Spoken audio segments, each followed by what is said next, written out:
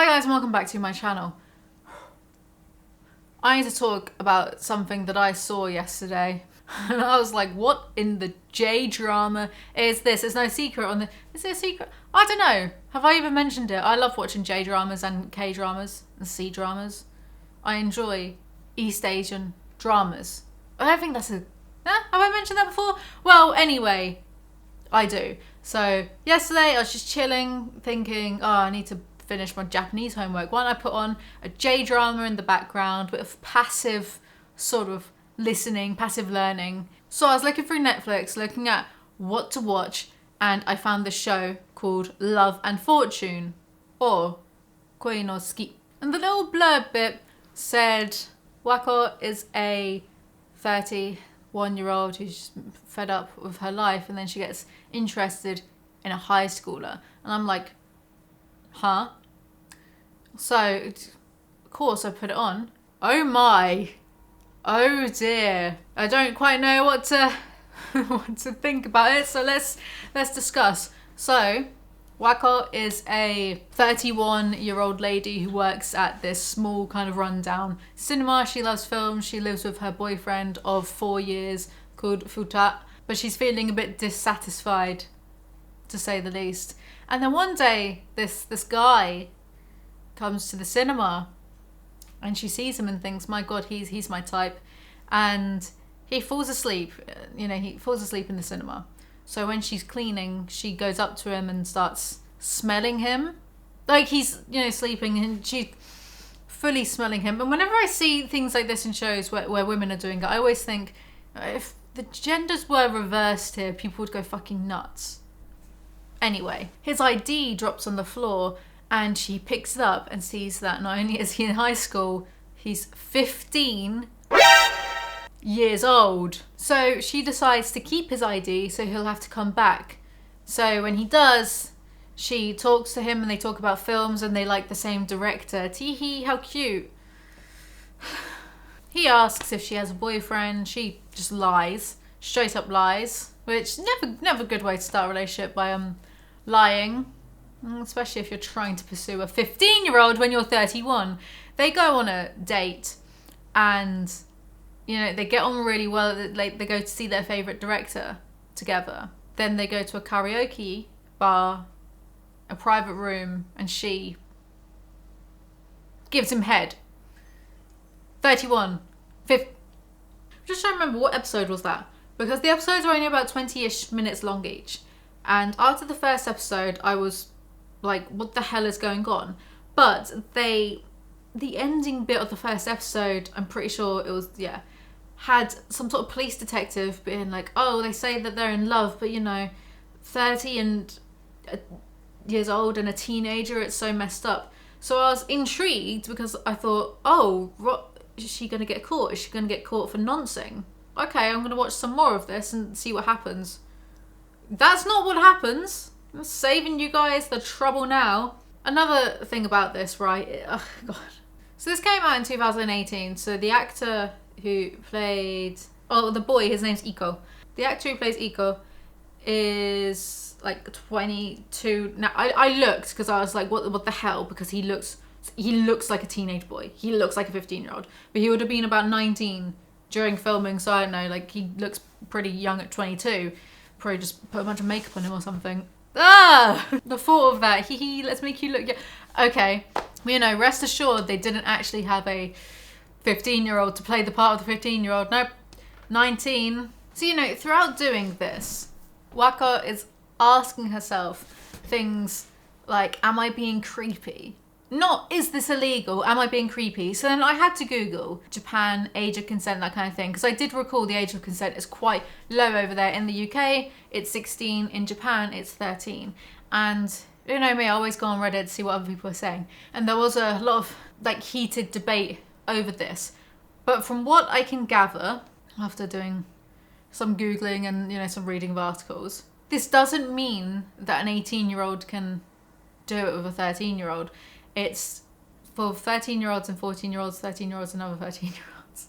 Yeah, it doesn't mean that fully grown adults can be out there doing teens in Japan, I mean, it's kind of like It's like over here, like in the UK, if you're 15 and you're dating someone who's also 15, neither of you are going to get arrested for statutory.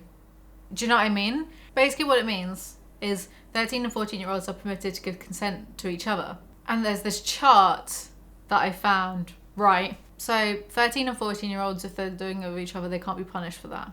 So I looked on this chart to match up the lady in the show's age, Iko and Wako's age, right? So if you're under 18, which he is, he's 15, but you're over 20, under 18 male, but over 20 female, it's a misdemeanor.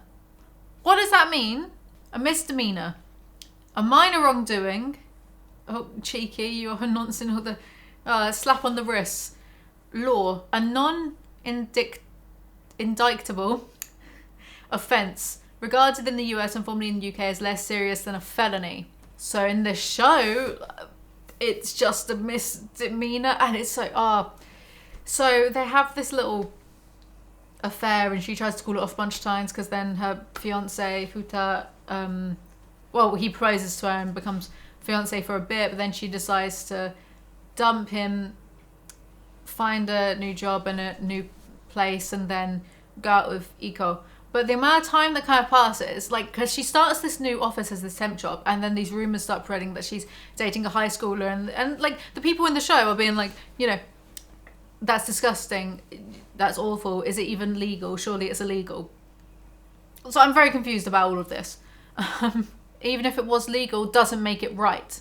Does not make a 31, she turns 32 actually in the show, a 32-year-old, no. I think it's iffy if someone in their 30s wants to date a 21-year-old. I think that's very iffy.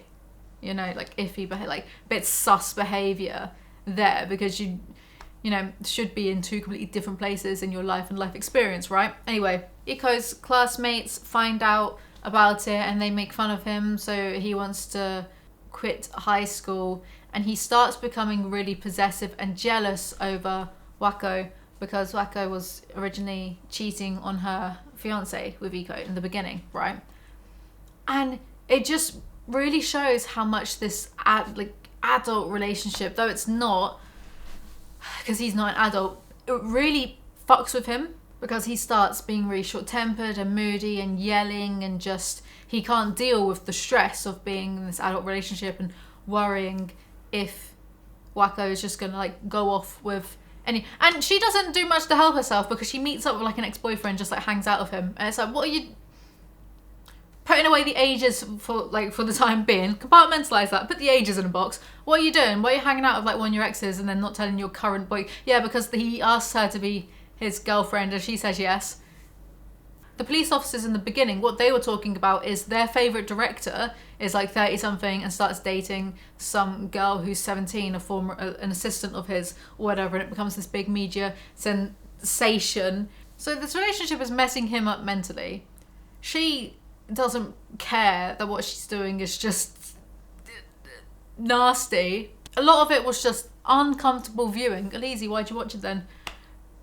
Because I'm really nosy, so I wanted to know if she was going to get caught and prosecuted or something, like chucked in jail for, oh no, that's not what happens. He dreams of being a director when he's older, and she doesn't really know what direction her life is taking. At this point, I just Googled what other people were thinking about this, because some people on Reddit were really being like, oh, it's a very interesting look in the growing like societal pressures a woman has in her 30s. What was the expectation, especially in cultures like Japan, the expectation of being married and having kids, and you know, after 30, if you haven't got all that stuff already, like there's not going to be any men who want to go out with you. The importance of like building a family in these cultures.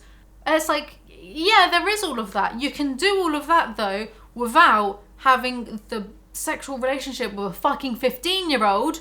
As I said, the episodes were only 20-ish minutes long each, so I just got off the back of binge watching Squid Game and loving that, being really impressed with that.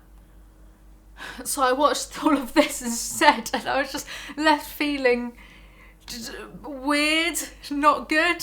I will say the cinematography and the music and just the general sort of art style of the show is good, but they were really trying to go down the taboo, the forbidden love angle, instead of this is someone who's predatory and manipulative because, you know, she hid the student ID so he'd have to come back. And she's the one that initiates, you know, doing stuff to him in the beginning in the karaoke bar. And it's like the other characters, when her fiance finds out, right, he dumps her and then forgives her, and then they get back together for a brief period of time. When he originally finds out, he's like, oh, you're messing around with some kid? What does that kid doesn't know anything. The teenagers, they're just all horny and want to stick their dick into things, which, sure, but they treat it as just like, oh, she's just messing around with a little kid. It's not treated with any actual like severity from the main. And then when she's working in this office and these office girls find out and they're being bitches, no, not being bitches, like rightfully so. They were bitches before, they were just like really mean and catty before, and then they find this stuff out and then they have reason to be mean and catty, right? One of her co-workers, who, she looks like she's an older woman, by older, probably just not even older, maybe like 40 or something.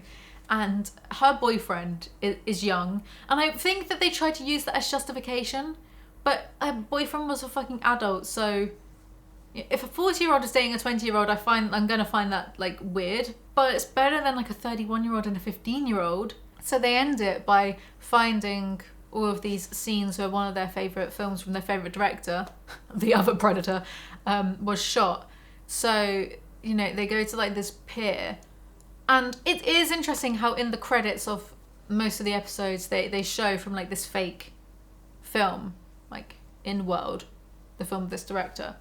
Which that sounded strange, but more interesting than better than this strange, weird justification for massive inappropriate age gaps. Not even inappropriate, illegal, should be illegal. So she breaks up with him, saying that, you know, they should get back together when he's older and he can be independent and can look after himself. Yeah, no shit, he can't look after himself. He's a 15-year-old boy. Okay, and he promises to come back to her, and then it's several years later, and she owns this cinema, and he's a pitcher as one of the directors that's going to come down for this talk at the opening of the cinema of one of his films. So you see like his picture and you hear what they're saying, so you can derive from the context provided that it's going to be a new start for their relationship because they're both equals now and adult. And that's it, that's the ending. Like, oh no, it's okay now because it's 4 or so years later, so he's 20, so it's totally, it's okay, you know, it's true love. Why did I watch this? I'm so confused. There's no genuine consequences to this woman's behaviour. Her engagement to her previous fiance breaks down, but she's the one to end it and leave ultimately. The cinema closes down, so she applies for lots of jobs, she finds another job, and then, you know, the one where the office girls are being justifiably catty to her after they find out about okay, and then she leaves that job. She doesn't get fired, she leaves that job to then go pursue, you know, moving out of that town to the coastal town where the director shot all of his film, to open a cinema there. So it's all hunky fucking dory for her.